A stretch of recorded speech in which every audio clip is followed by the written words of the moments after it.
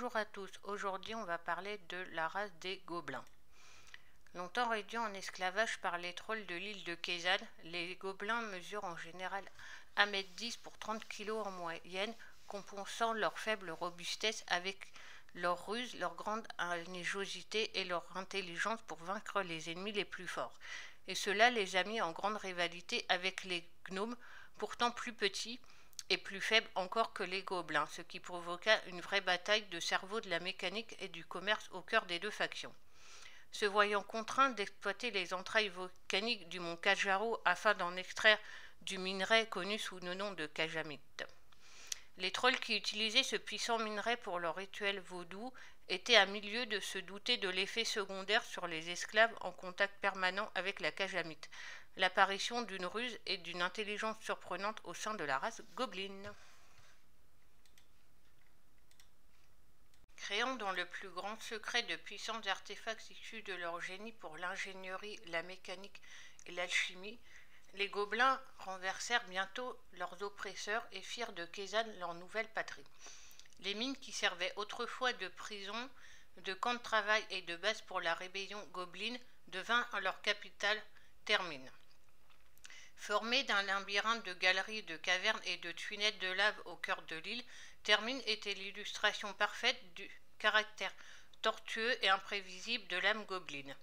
C'est ici qu'ils érigèrent leur fondation pour leur empire, et qu'ils donnèrent le meilleur de leur génie, synonyme de fourberie pour beaucoup d'observateurs. Les inventions des gobelins allaient leur permettre de devenir maîtres du monde ou, à tout du moins, d'en retirer des bénéfices substantiels. Mais aux grandes dames des gobelins, les effets de la Kajamite commencèrent à s'estomper et leur intelligence commença à décliner légèrement petit à petit. Pire encore, le minerai se fit de plus en plus rare. Les stocks diminuaient de façon dramatique. Le désespoir régna bientôt sur Termine. Brillantes, les inventions gobelines tournèrent rapidement aux armes approximatives et dangereuses pour l'utilisateur.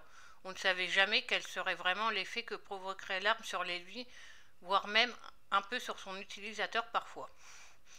Commerçants par nature, les natifs de Kézanne comprirent qu'il leur faudrait trouver d'autres moyens pour satisfaire leurs besoins de Kajamite. Avec ce qui leur restait de savoir-faire, les gobelins se hissèrent rapidement au rang de maîtres du commerce plus ou moins équitable. Le chaos engendré par la Première Guerre permit aux gobelins les plus rusés de devenir des princes marchands influents. Des fortunes considérables furent amassées et l'île de Kézanne devint le port d'attache d'une flotte de navires marchands gobelins. Lors de la Deuxième Guerre, l'un des princes marchands les plus ambitieux accepta de mettre son cartel au service de la Horde.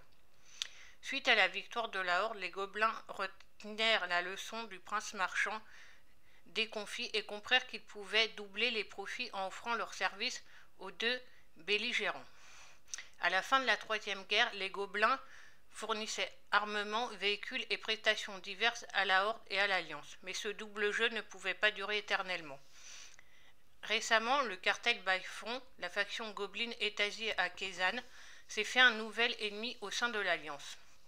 Suite à des accrochages aussi inattendus que malencontreux avec des éléments infiltrés du SI-7 du roi Varian, le prince marchand Galiwick s'est vu contraint de renoncer à cette neutralité si confortable. Renouant le pacte avec leurs alliés d'autrefois, les gobelins du cartel Baeffon furent accueillis à bras ouverts au sein de la Horde. Le cataclysme ayant réveillé un volcan sur son île natale, le prince marchand Galiwick comprit qu'il pouvait réaliser une affaire excellente en vendant des billets aux candidats à l'exil paniqués. Il leur promit de les conduire en lieu sûr, empochant toutes leurs économies, alors qu'il comptait les revendre comme esclaves. Un plan astucieux qui sombra en même temps que son bateau, pris entre deux feux lors d'une bataille navale opposant une flotte de l'Alliance à un navire de la Horde isolé. Les survivants gobelins trouvèrent refuge sur les îles perdues au large de Kalindor. Là, ils découvrirent que la jungle épaisse recouvrant l'archipel recelait de nombreux mystères et quelques surprises fort déplaisantes.